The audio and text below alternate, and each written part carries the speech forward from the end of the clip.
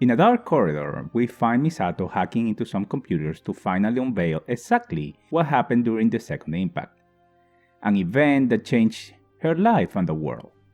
For we know that Misato was the sole survivor of the Katsuragi expedition, a group of scientists that were sent to the South Pole to conduct some experiments and led by her father, Dr. Katsuragi. We will find out firsthand what the screen shows, and the reveals are truly eye-opening. For example, that Gerin put on together the AIDAMvention, a convention in which they would present a short animated film and sell t-shirts and model kits. Seal, who is part of Gerin, will be in charge of organizing events of this nature. And eventually Gerin will produce live-action films like EVA Zero, codename for Ultraman Returns. Of course, all of this is a joke, one of the most hilarious Easter eggs of the entire story. In it, you can find also similarities with Anno's real story behind other works such as Gunbusters. Then it begins. Seal starts its attack on Nerve. The goal is to secure Evangelion Unit 1 and 2.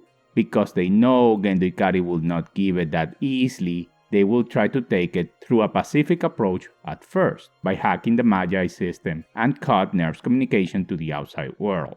Seal's ultimate purpose is to trigger instrumentality. Thus, because instrumentality is what it is, the end of the world as we know it, they won't have to respond for their actions in the aftermath.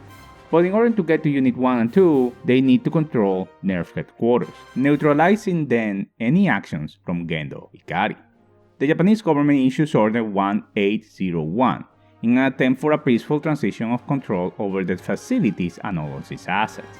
But even if Nerve personnel or Misato would have accepted this order and thus rebelling against the command, it had been worth nothing, as Gendo already made a move as a response, calling Dr. Akagi to put in place a defense to repel any attacks to the Magi system, as she has done before, most noticeable in episode 13. Furthermore, Dr. Akagi has become an unknown variant as she was planning her revenge against Gendo Ikari while working on the Magi.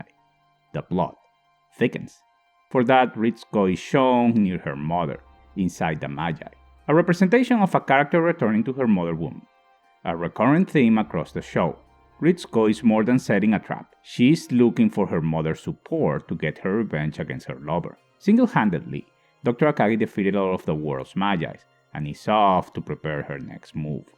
Now at Seal, they are really angry and orders a hostile full-scale invasion to the headquarters, using the JSSDF troops that were hidden on standby surrounding the facilities. Here in the following sequences, we will see how refined Anno has turned as an animator. 13 years after Hayao Miyazaki saw something in him and gave him an opportunity to work on Nausicaa of the Valley of the Wind. Deputy Commander Fuyutsuki has realized by now that Kaoru's prophecy was turning into reality. Humanity, Lilim's, will be the last enemy. So far in the story, we had been presented with an enemy that is hard to feel empathy for, and those are the Angels, mindless creatures that attack Tokyo 3 in order to retake Adam's place in the world. That is until the last of his children appear, Tabriz, also known as Kaoru, who took a human form. It's curious how the only angel from Adam that resembles a human is also the only one that the audience in general feels sympathy for, even though his original goal is to destroy humanity as we know it, just like his antecessors. As Gendo orders a complete lockdown, the JSSDF invasion starts and the sequence is thrilling. A soldier appears out of the blue behind one of the Nerve's guards and stabs him in the back, letting the man bleed on the floor. Now this sequence will be told again later on, but with a different context, thus we will come back to it. Misato then tries to locate the pilots. The first to be found is Asuka, who remains in her hospital bed. She orders to put her in EVA 2. The question, however, is if the troops are after the EVA units, why Misato would put Asuka into one of them. Wouldn't it be easier to find her that way? Especially if she knows that Asuka cannot pilot. Misato knows what is coming, and her reasoning is simple, and that is why we come back to episode 7 explanation. When Misato told Shinji that the Evangelion unit is powerful enough to resist a nuclear meltdown, Thus, there is no more secure place in the world than inside the units, even if you cannot sync with them. We know at this point of the story that Asuka's mother's soul resides within the unit. Therefore, for the second time so far into the movie, we return to a secure place, a mother's womb. Rei is nowhere to be found, and Misato reveals to the audience that her life, the life of the children, are at risk. Let's put this into perspective. For 24 episodes, we were witness of the attack from 15 angels, from Sakiel to Tabris, on their way to destruction. Only one targeted humans directly, Serel. Now, the last angel, Lilims, not only are capable of killing one another, but also teenagers, children, can be the target. These are the horrors of war, one of humanity's print in history. Not even those so-called monsters were so cold. Then we are shown Rei on an LCL pool situated on what it seems to be a symbol of Sephiroth, better known in the story as the Tree of Life. Going over all of it deserves its own video, but we have seen it before across the story, from the intro to Gendo's office. The symbol will play an important role in instrumentality. Let's go over some basics. The Sephiroth is part of the Kabbalah, and are the 10 attributes from which the infinite reveals itself and creates the physical and metaphysical world. In other words, is God before turning into God. Each circle is a Sephirah. From this angle, we can take that Rei is currently in Sephirah 9, named Yesod, or Foundation, which is one of the most important ones. It's under the 8th, Hod, which denotes submission and knowledge, and the 7th, Netzach, which denotes emotions, and the female aspects of God. Yesod is often related with the moon. We know Rei is also, and is associated with sexual organs, and according to the Christian version, is associated to the Holy Spirit as well.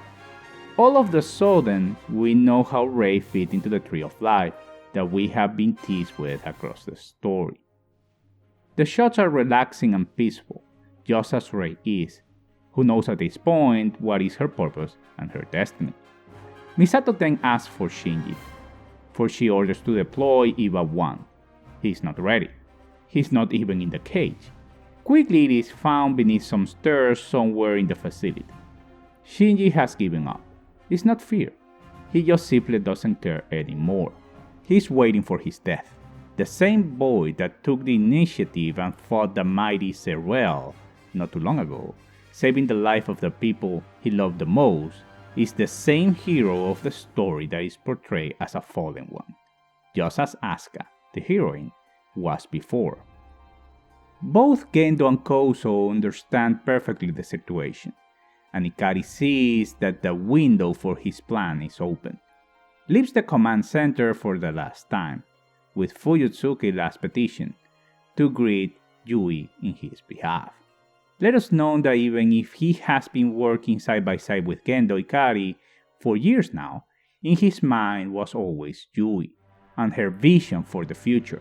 In a few moments, Gendo's plan will be, finally, put in motion, and for that he needs Rei. Anno's passion for the horrors of war is printed on the next sequences. The problem is that it's not two forces of equal power confronting one another. On one side is a highly skilled army, and in the other, a group of scientists, engineers, and security guards that until recently thought they were saving the world. Humanity from total annihilation. And after all of that, to be massacred as a result by the powerful, by the greed, by humanity itself. Hyuga is right. The angels were indeed an easy enemy by comparison. Misato, in a desperate move, orders to fill the remaining space with bakelite to lock down the enemy's advancement, a liquid plastic that turns into solid, the first plastic ever made from synthetic materials. By doing so, Misato unknowingly condemns Asuka and defines her destiny, as we will see later on. She will also trap Shinji and has no resort other than to go for him. Aoba later reveals that the budget has been progressively cut down specifically for security. Obviously, all of the situation has been planned by Seal for a long time. One of the purposes of these sequences is to make the audience feel trapped, just as our heroes are, and by showing the dead bodies of Nerf employees, Anno is warning the audience that no one is safe, for we start to feel desperate by the situation, and soon the first of our beloved characters will fall. Misato won't let Shinji to be touched by anyone but her. Quickly, she reaches her iconic and loyal German companion, the Heckler & Koch 10 Route 45 ACP USP, while giving her orders directly from the command centers for one last time. She knows that reaching to Shinji will be extremely dangerous, and as soon as she leaves, the troops blow a wall and reach, finally, the command center. In the following sequences, we will see familiar faces fighting for their lives, both main and secondary characters. What the director has been warning about for the past few minutes, it's happening. We jump to Rei, who is now in a different room from before. She's looking at the containers in which the clones were before Ritsuko destroyed them at the end of episode 23.